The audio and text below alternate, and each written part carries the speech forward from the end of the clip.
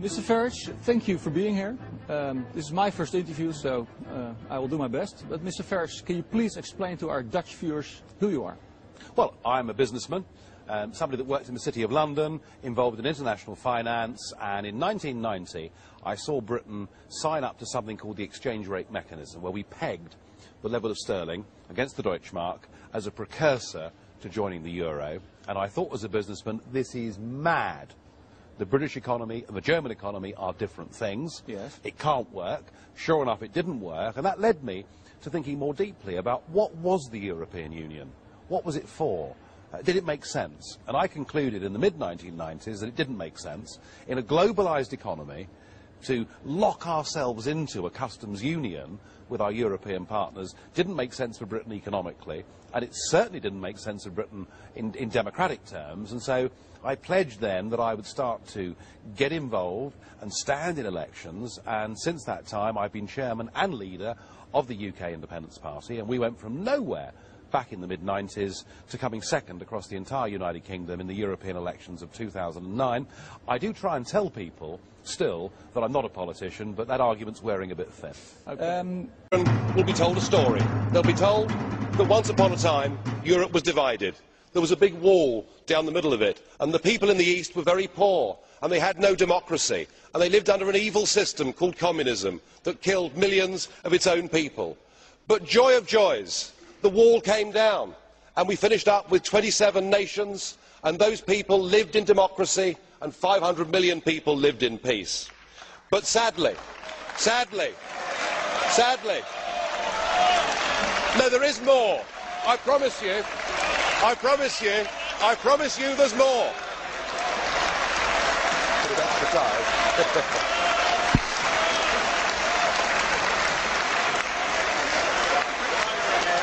Thank you. I should just sit down now.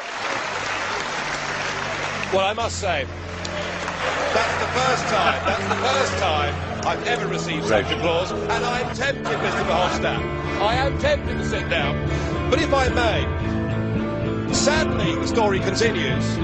The politicians in charge became very greedy, and they wanted money for themselves, and they wanted power, and so they resorted to lies and deceit, and they staged the most spectacular bureaucratic coup d'etat that the world had ever seen. But they didn't need to use any bullets to do it. They were much cleverer, much more scheming than that. No, what they did is they put in place a new treaty. It was called the Lisbon Treaty. And then they gave 27 people total unlimited power.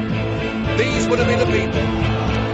These would have been the people that made all the laws. Of course, they already had a flag, and they already had an anthem, and they went about building a new state, but they ignored the people.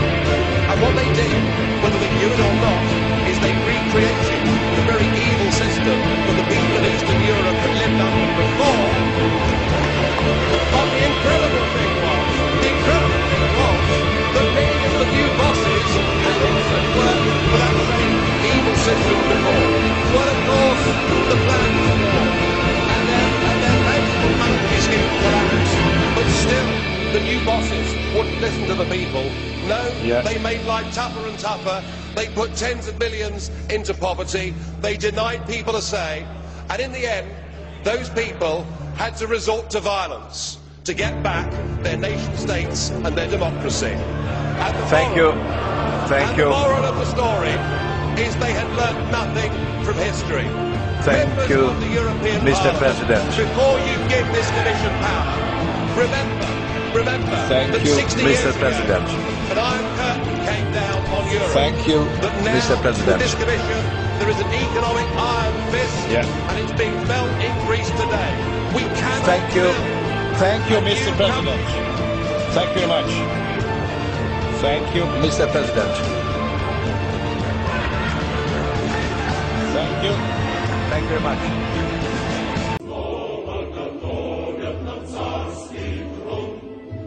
Mr. Co-President Nigel Farage, freedom and democracy. Well, good morning, Mr. Van Rompuy. You've been in office for 1 year, and in that time the whole edifice is beginning to crumble. There's chaos, The money's running out. I should thank you. You should perhaps be the pin-up boy of the Eurosceptic movement. But just look around this chamber this morning. Just look at these faces. Look at the fear. Look at the anger. Poor old Barroso here looks like he's seen a ghost. You know, they're beginning to understand that the game is up. And yet, in their desperation to preserve their dream, they want to remove any remaining traces of democracy from the system. And it's pretty clear that none of you have learned anything. You know, when you yourself, Mr Van Rompuy, say that the euro has brought us stability, I suppose I could applaud you for having a sense of humour, but isn't this really just the bunker mentality?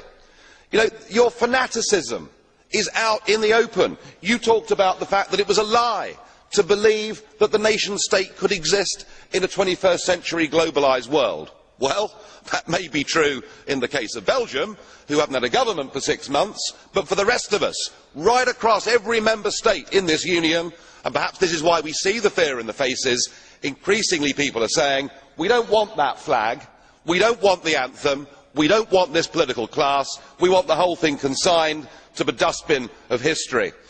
And we had the Greek tragedy earlier on this year, and now we have the situation in Ireland. Now I know that the stupidity and greed of Irish politicians has a lot to do with this.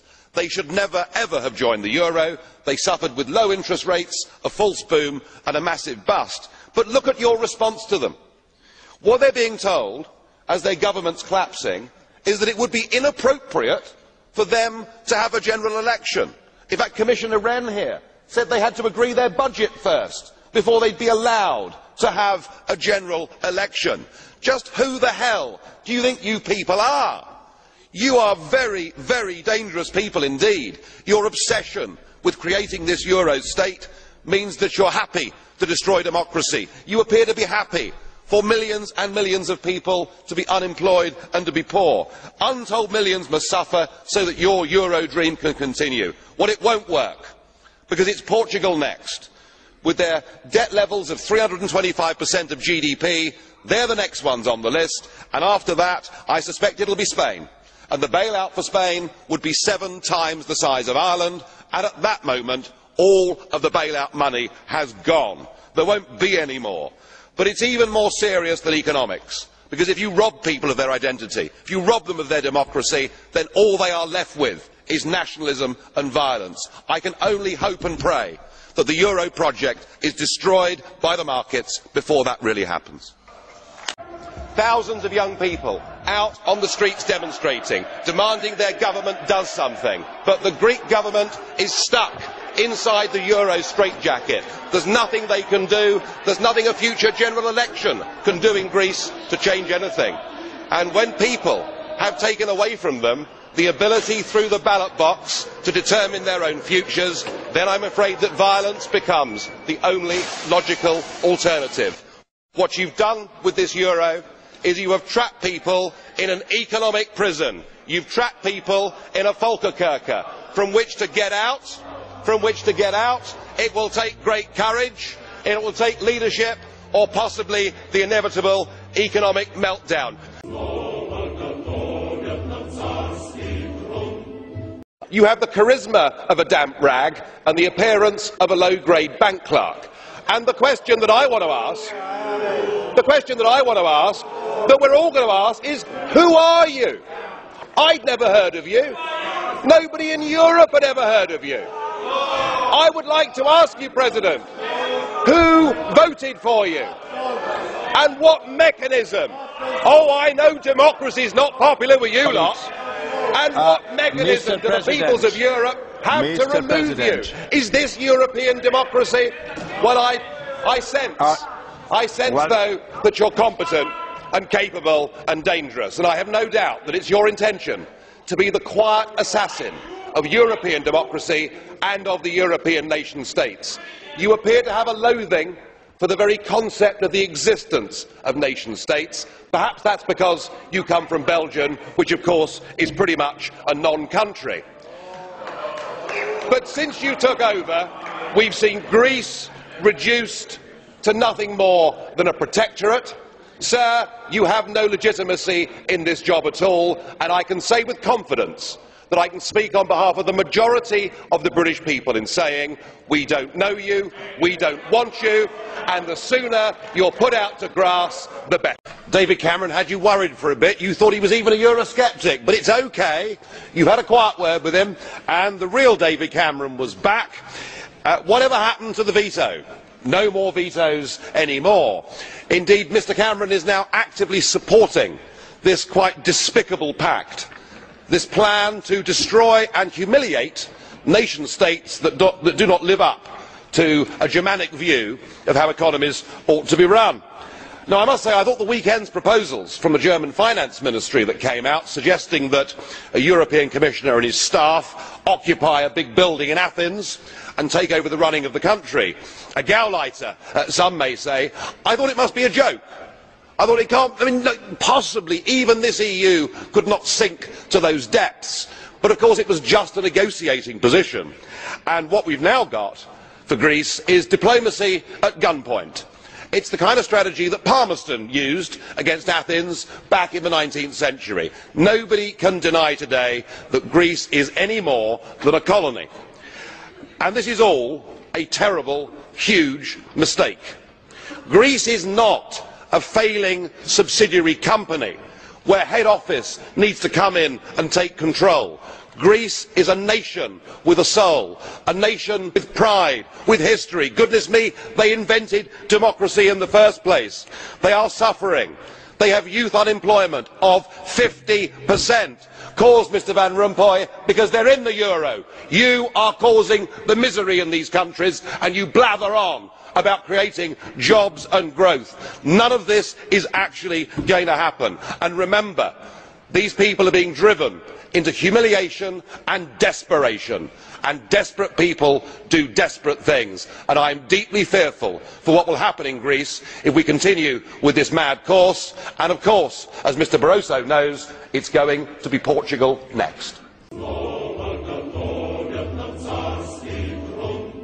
Indeed, the biggest selling Sunday newspaper in Britain used that word. And if you want to talk about hatred, just look at what this European project is doing. We have German newspapers slagging off the Italians for being cowards, slagging off the Greeks for being lazy and useless, and we have Italian and Greek newspapers depicting leading figures in Germany wearing Nazi uniforms. Surely the whole point is that this project that was designed to bring us all together in peace and harmony is actually ripping us apart and bringing back nationalisms.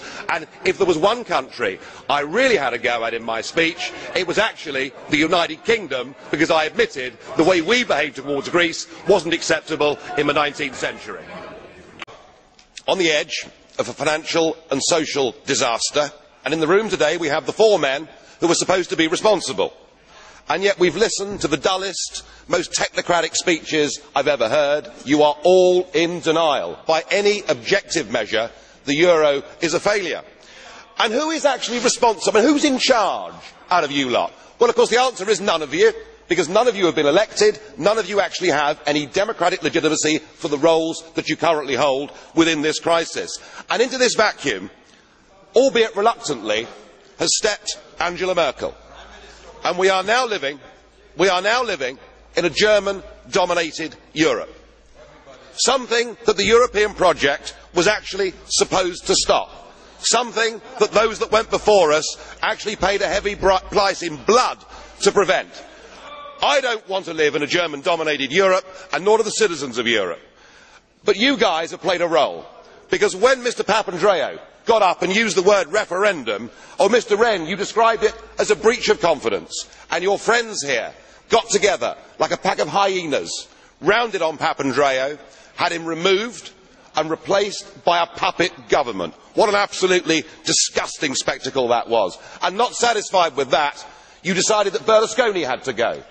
So he was removed and replaced by Mr Monti, a former European Commissioner, a fellow architect of this euro disaster, and a man who wasn't even a member of the Parliament. It's getting like an Agatha Christie novel, where we're trying to sort of work out who's the next person that's going to be bumped off. The difference is we know who the villains are. You should all be held accountable for what you've done. You should all be fired. And I have to say, Mr Van Rompuy, 18 months ago when we first met, I was wrong about you. I said you'd be the quiet assassin of nation-state democracy, but you're not anymore. You're rather noisy about it, aren't you? You, an unelected man, went to Italy and said, this is not the time for elections, but the time for actions. What in God's name gives you the right to say that to the Italian people? Now on behalf of the EFD, Mr Farage. Well, Commissioner, you picked the right man. Puppet Papademos is in place. And as Athens caught fire on Sunday night, he rather took my breath away. He said, violence and destruction have no place in a democratic country. What democratic country? He's not even a democratically elected Prime Minister. He's been appointed by you guys. And Greece isn't run through democracy now, it's run through a troika. 3 foreign officials that fly into Athens airport and tell the Greeks what they can and can't do. The violence and destruction that you saw on Sunday is being caused directly because people are having their democratic rights taken from them. What else can they do? And I must say, if I was a Greek citizen, I would have been out there joining those protests on Sunday. I'd be out there trying to bring down this monstrosity that has been put upon those people. And in his efforts, in the puppet's efforts to get the MPs to vote for the bailout package, he warned them that if they didn't do so, there would be a dramatic decline in living standards. Well, has he looked outside the front door? Has he seen the fact that 50% of the young people are unemployed already? Has he seen the fact that the economy, far from stalling, has contracted for 5 years in a row and is now accelerating on a downward death spiral, a contraction of 7% per annum? Greece is being driven into the ground, and I think, frankly, when it comes to chaos, you ain't seen nothing yet. These policies are driving Greece towards a revolution. They need to be set free. If they don't get the drachma back, you will be responsible for something truly, truly horrible. Das Wort hat für die